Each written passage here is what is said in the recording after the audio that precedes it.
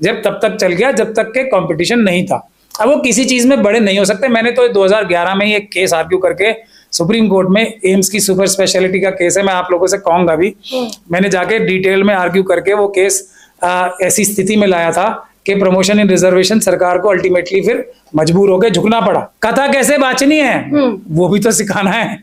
सब कुछ तो हमारे बहुजन समाज के लोगों ने ही करना है।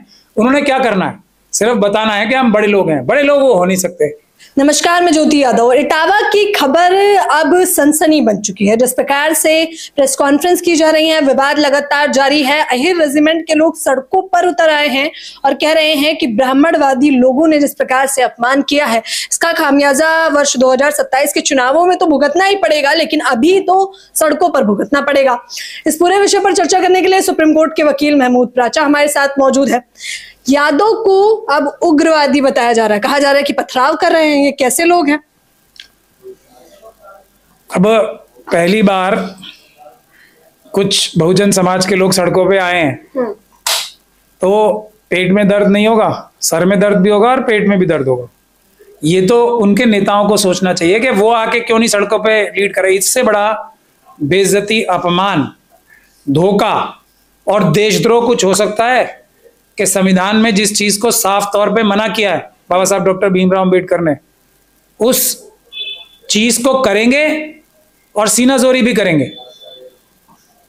मतलब काम क्या करना चाहिए था, जितने भी लोग उस गंदी घिनौनी घटना में लिप्त थे या जितने भी लोगों ने उस गंदी घिनौनी घटना को समर्थन किया, उनको देशद्रोह के मुकदमे में अनलॉफुल एक्टिविटीज प्रिवेंशन एक्ट यानी कि आतंकवादी घटना को घटित करने में बंद करना चाहिए था जेल में।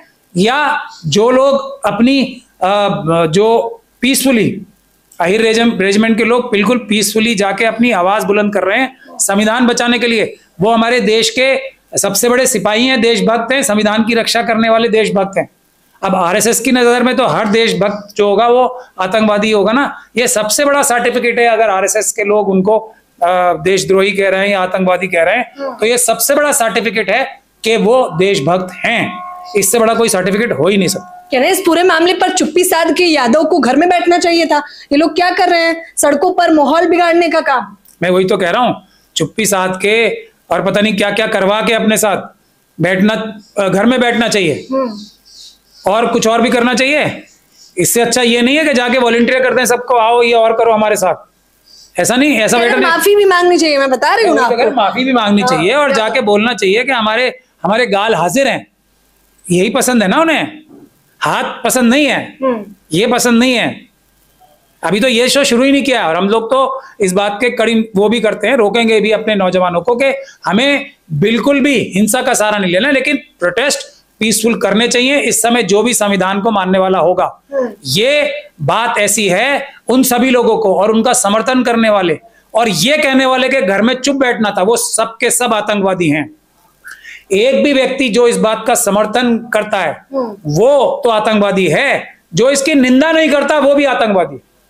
अब आप देख लो कौन व्यक्ति इसकी निंदा नहीं कर रहा, और निंदा भी ऐसी वैसी नहीं, सड़क पे आके अहिर रेजिमेंट के साथ प्रोटेस्ट नहीं कर रहा, वो सब आतंकवादी। हमारा ये कहना है, सबको जाना चाहिए। बताइए, महिलाएं कह रही हैं हमारे साथ अभद्रता कर रहे थे ये यादव, कथावाचक छेड़खानी करी, फिर हमारे मर्दों ने परेशान होकर ये करा। तो अब उसके लिए अलग कार्रवाई होनी चाहिए थी ना।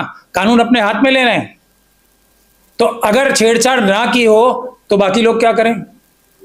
कह रहे सबक सिखाना भी तो जरूरी है यादवों को कि किस प्रकार से अब वो ब्राह्मण बनने के शौकीन हो चले। हाँ, ये बात है, ये बात तो है, ये बात तो मैं मानता हूं कि जिस चीज पे एक छत्र अधिकार उनका है।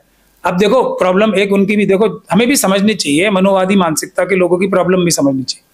अब उनके पास अकल तो ज्यादा होती नहीं है, हालांकि कोई वो बुरा ही काम कर रहे हो, अच्छा काम ना भी कर रहे हो, या कोई भी काम कर रहे हो, अच्छा काम भी कर रहे हो, अगर कथा वाचन करने का कार्य भी ब्राह्मणों के अलावा किसी ने और शुरू कर दिया तो दूसरे व्यक्ति की लाइन तो हमेशा ऊपर होगी, इनकी तो लाइन ही हमेशा छोटी रहती है। अकल तो होती नहीं है ज्यादा। कोई भी काम कोई दूसरे समाज का व्यक्ति करेगा तो इनसे ज्यादा बेहतर करेगा। इसीलिए तो हजारों साल तक रिजर्व रखा था ना कि किसी और ने अगर इतना सा भी सुन लिया तो वो हमसे बेटर परफॉर्म करेगा। तो ये उनकी मजबूरी आपको समझनी चाहिए। वो बेचारे पैदा ही कम अकल होते हैं। अब जब कम अकल पैदा हुए हैं तो जो ज्यादा अकलमंद लोग हैं वो आके उनके बराबर में अगर खड़े भी हो जाएंगे, अच्छा चले कोई दूसरे समाज का लोग बोले भी नहीं, कथा भी ना बोले, जाके खड़ा ही हो जाएगा, तो अपने आप में उन्हें आत्मग्लानि होने लगती है, एक इंफीरियोरिटी कॉम्प्लेक्स होने लगता है देख के ही।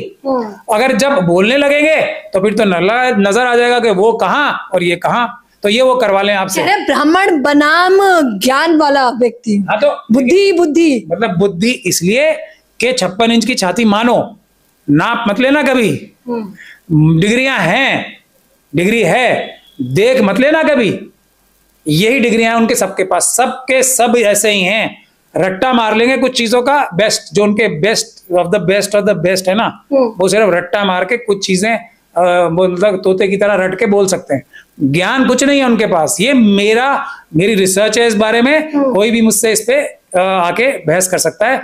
तो यादव समाज के लोग ही क्या, कोई भी जाके कथावाचक बन जाएगा तो उनको कोई पूछेगा भी नहीं, उनसे अच्छी नहीं, उनसे 100 गुना अच्छी कथावाचक करने लगेगा। हालांकि वो अगर एक परफॉर्मेंस है उस तरह से भी देखा जाए तो वो उनकी मजबूरी भी आप समझो, वो कभी भी कंपटीशन चाह ही नहीं सकते ना, इसीलिए तो हजारों साल तक ये सब चीजें रिजर्व रखी।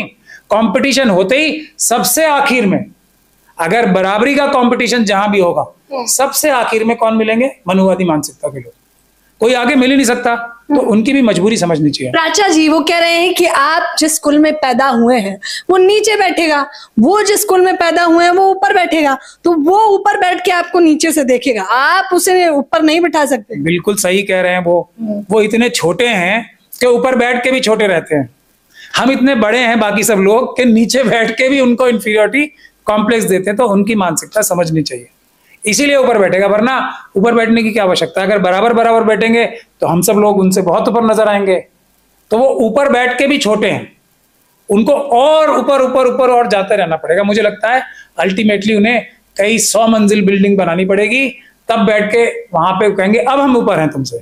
लेकिन अगर हमारा कोई व्यक्ति जमीन पे भी खड़ा होगा तो कोई भी निष्पक्ष व्यक्ति देखेगा तो इसे ही बड़ा कहेगा, ये जमीन पे खड़ा ये बड़ा है, और जो ऊपर बैठ के ढकोसला कर रहा है उसको कुछ नहीं आता, वो ज्ञान में जीरो। ये अब प्रॉब्लम है, ये प्रॉब्लम दूर नहीं हो सकती, इसके लिए बहुत साल लगेंगे। ब्राह्मणों को, मेरे ख्याल से जो ब्राह्मण धर्म के मानने वाले हैं, उनको इस काम को करने के अलावा अपनी लाइन लंबी करने की कोशिश करनी चाहिए, उनको बेटर किसी भी चीज में अच्छा काम करना चाहिए, रोकने का काम बंद कर देना चाहिए, नॉट फाउंड सुटेबल का काम बंद कर देना चाहिए, रिजर्वेशन को खत्म करने के लिए आंदोलन खत्म कर देने चाहिए। रिजर्वेशन के बावजूद भी आप देख रहे हो क्या हो रहा है, जो रिजर्व कैटेगरी के लोग हैं उनमें और जनरल कैटेगरी के लोगों में अब जो वो है ना मार्जिन इतना सा कम रह गया कि 2-3% का ही रह गया जो क्वालिफाइंग मार्क्स का है।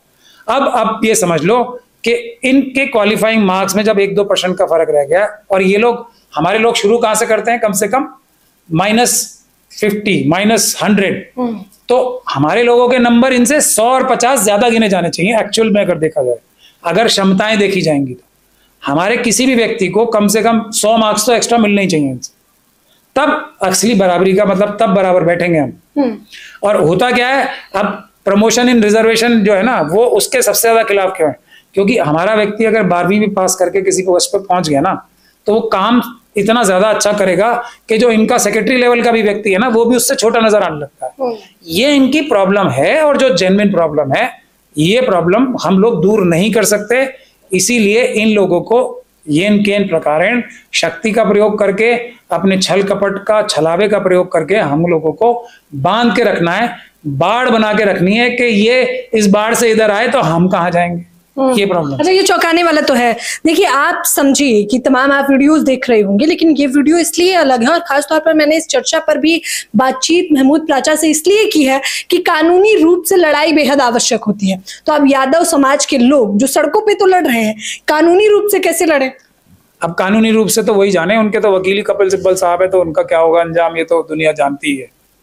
वो तो खुद ही आरएसएस के मनुवादी मानसिकता से ग्रसित व्यक्ति हैं, तो वो तो खुद ही इसीलिए अच्छे वकील हैं क्योंकि औरों को आने नहीं देना उन्होंने, तो वो तो यही कहेंगे इन्होंने, वो तो कथावाचक के साथ मिलेंगे कि ब्राह्मण ही कथावाचक होने चाहिए। अब मजबूरी में अखिलेश यादव जी ने, क्योंकि आजम खान साहब का हक काट के उन्हें दे दिया राज्यसभा, तो मुंह दिखाने जाएंगे, फिर बाद में बोलेंगे कि भाई सारे केस जीतने के लिए थोड़ी लड़े जाते हैं, कुछ तो हारने के लिए भी लड़े जाते हैं। लेकिन अगर कोई बहुजन समाज का और ब्राह्मणवाद और मनुवाद मानसिकता से ग्रसित व्यक्ति नहीं होगा, तो इन सब के संगठनों को और इनके लोगों को सबको आतंकवाद के मुकदमे में बंद कराने में मुझे कोई परेशानी और दिक्कत कानूनी रूप से तो नजर नहीं आती। ये है सच्चाई। और जो इस आंदोलन के खिलाफ बोलेगा उसको भी मेरे ख्याल से पकड़ के जेल में डालना चाहिए। ये आंदोलन तो सबको ज्वाइन करना चाहिए। जो अरेंजमेंट कर रही है, मेरे ख्याल से अखिलेश यादव जी को इसको जाके लीड करना चाहिए, अगर वो सच्चे रूप से संविधान के मानने वाले हैं। कह रहे यादव समुदाय को अभी तक यही नहीं समझ आ रहा है कि उन्हें भैंस चरानी चाहिए, दूध धोना चाहिए। अब उनका काम है दूध घर घर पहुंचाना। दूध भी देखिए, दूध पहुंचाना, खाना पहुंचाना, लोगों को तहजीब सिखाना, कैसे खाना खाना है, दूध कैसे पीना है वो भी तो सिखाना है। अभी वो भी तो नहीं आता उन्हें। खाना कैसे खाना है वो भी तो सिखाना है। कदम कैसे उठाने हैं, कथा कैसे बांचनी है वो भी तो सिखाना है। सब कुछ तो हमारे बहुजन समाज के लोगों ने ही करना है। उन्होंने क्या करना है, सिर्फ बताना है कि हम बड़े लोग हैं। बड़े लोग वो हो नहीं सकते जब तब तक चल गया जब तक के कंपटीशन नहीं था। अब वो किसी चीज में बड़े नहीं हो सकते। मैंने तो 2011 में ये केस आर्ग्यू करके सुप्रीम कोर्ट में, एम्स की सुपर स्पेशलिटी का केस है, मैं आप लोगों से कहूंगा भी, मैंने जाके डिटेल में आर्ग्यू करके वो केस ऐसी स्थिति में लाया था कि प्रमोशन इन रिजर्वेशन सरकार को अल्टीमेटली फिर मजबूर होकर झुकना पड़ा। तो 2011 का केस है सुप्रीम कोर्ट का वो। उसमें मैंने एकलव्य का एग्जाम्पल देके बहुत लंबी बहस की थी कि एकलव्य वाली मानसिकता को प्रमोट करने के पीछे क्या है। आज भी हर शाख पे, हर जगह एकलव्य के उंगली, अंगूठे और गर्दन काटी जा रही है, क्योंकि बगैर एकलव्य का अंगूठा काटे बगैर कोई अर्जुन बन ही नहीं सकता। तो बुनियादी बात क्या है, एकलव्य का अंगूठा काटना और उसका महिमा मंडन करना। फिर जैसे आप बता रही है ना कि भाई हमने तो अच्छा काम किया, एकलव्य का अंगूठा काटा। जिस एकलव्य ने अपने गुरु से कुछ सीखा ही नहीं था, उस एकलव्य का अंगूठा काटा। क्यों? क्योंकि अर्जुन बनाना था ना, वरना अर्जुन कहां से बन जाता। और उसके बाद भी उस चीज का महिमा मंडल करना, द्रोणाचार्य अवार्ड देना, यह मनुवादी मानसिकता है जिसको कैसे जीतोगे आप। तो दूध से लेके, खाने से लेके, कपड़े से लेके सब कुछ तो हम ही देते, वरना उनके पास क्या बचेगा। कुछ नहीं है उनके पास, सभी कुछ बहुजन समाज के पास है। उनका काम सिर्फ छल कपट करके हमारी हर क्षमताओं का, हमारे हर प्रोडक्शन का फायदा उठाना उनका काम है बस। आखिरी सवाल लेना चाहूंगी कि क्या जो आपने कहा कि जितने भी लोगों ने मूत्र का छिड़काव किया है, बाल काटे हैं, नाक रगड़वाई है, उन पर आपने आतंकवादी हैं सब। उनके खिलाफ जो लोग भी आतंकवादी मुकदमा दर्ज कराने के पक्ष में नहीं है, वो लोग कहीं ना कहीं असली अंबेडकरवादी नहीं है, असली संविधानवादी नहीं है। इन लोगों को ना सिर्फ खुलेआम बेइज्जत किया जाना चाहिए, बल्कि इनके खिलाफ सख्त से सख्त मुकदमे दर्ज करा के जेल भिजवाने का काम करना चाहिए। वही न्याय है, वही इंसाफ है, वही बराबरी है। सुप्रीम कोर्ट के वकील महमूद प्राचा सीधे तौर पर कह रहे हैं कि अहिर रेजिमेंट के साथ तमाम लोग जुड़ रहे हैं वो एकदम सही है, सटीक है। सड़कों पर उतरना और आंदोलन करना वाजिब है, और जो लोग उनके समर्थन में नहीं उतर रहे हैं और आरोप प्रत्यारोप लगा रहे हैं, असली गुनाहगार तो वही है। इस पूरे मामले पर आप लोगों की क्या कुछ प्रतिक्रिया है, हमें जरूर बताएं। कैमरामैन नावेद के साथ ज्योति यादव, धन्यवाद।